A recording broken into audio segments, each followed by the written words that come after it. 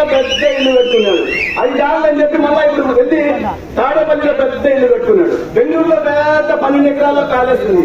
ఇది చాలని సముద్రం మీద బాగా వ్యూ ఉండాలంట. దానికోసం రిషికొండని కొండని తవ్వి అక్కడ ఇల్లు కట్టుకుంటున్నాడు. ఆయన భవనాల మీద భవనాలు, ఇంద్ర భవనాలు కట్టుకుంటున్నాడు. కానీ పేదలకు మాత్రం నరేంద్ర మోడీ గారు ఇచ్చిన ఒక్క ఇల్లు కూడా, గతంలో ఆ ఇల్లు చంద్రబాబు నాయుడు గారు నిర్మించిన ఇల్లు కూడా పేదలకు ఇవ్వకుండా చేస్తున్నాడు.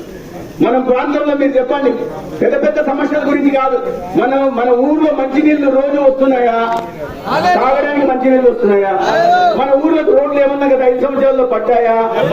గ్రామీణ ఉపాధి పథకం పనులు ఏమన్నా గ్రామాల్లో జరుగుతున్నాయా? పంచాయతీల కేంద్రం నుంచి ఆర్థిక సంఘం నుంచి వచ్చిన నిధులు వాళ్ళ దగ్గరే ఉన్నాయా? లాగేసుకున్నారా? ఇటువంటి ప్రభుత్వం ఉండాలా పోవాలా? అసలు మన సమస్యల గురించి పట్టించుకోకుండా కేవలం కబ్జాలు మాత్రం చేసుకుంటూ, అరాచకాలు చేసుకుంటూ, దౌర్జన్యాలు చేసుకుంటూ ఈ బలాఢ్యుడిగా తిరుగుతున్న ఈ ప్రాంతపు ప్రజాప్రతినిధి కేటిరెడ్డి పోవాలా ఉండాలా?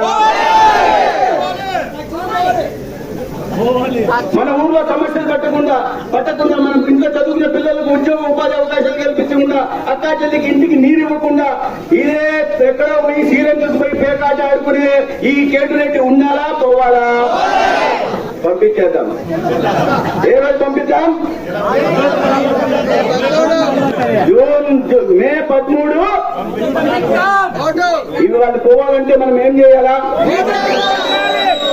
ఓటు ఎవరికి వేయాలా? అసెంబ్లీకి కమలం గుర్తుకి ఓటు వేయాలా? పార్లమెంట్ కి పార్లమెంట్ గెలిపించాలా?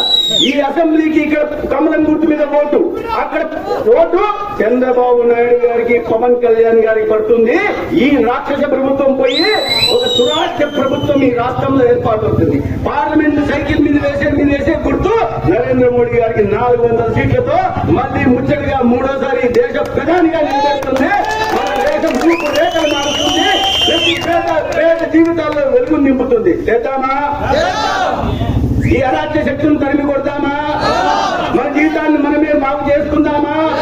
రాబోయే అభివృద్ధిలో మనం అందరం భాగస్వాములు అవుతామా? మన ఊర్లో కూడా రోడ్లు, ప్రతి ఇంటికి కుళాయి నీళ్లు ఇచ్చుకుందామా?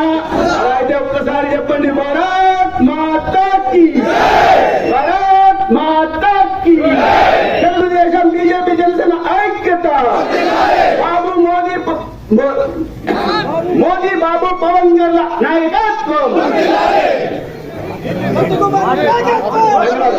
ఈ సందర్భంగా మిమ్మల్ని అందరికీ కలిసే అవకాశం కలిగించినందుకు నేను తెలుగుదేశం